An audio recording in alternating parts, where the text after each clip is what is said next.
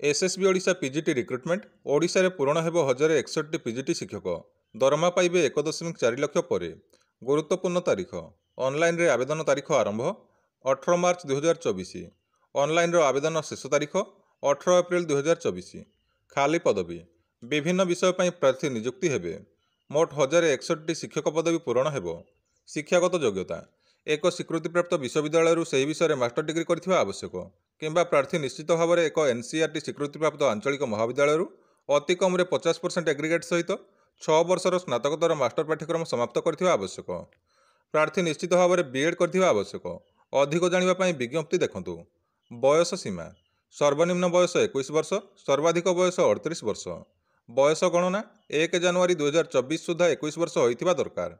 दरमा सर्वनिम्न मासिक दरमा 44,900 टंका, सर्वाधिक मासिक दरमा 1,42,400 टंका।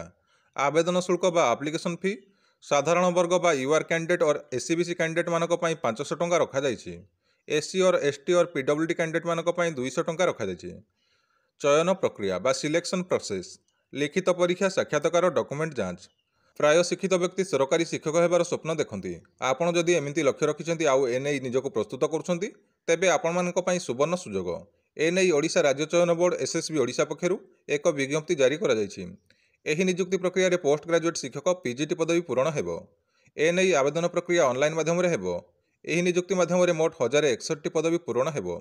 योग्य और आग्रही प्रार्थी माने एसएसबी रो ऑफिशियल वेबसाइट ssbodisha.ac.in को जाई आवेदन करि परिबे।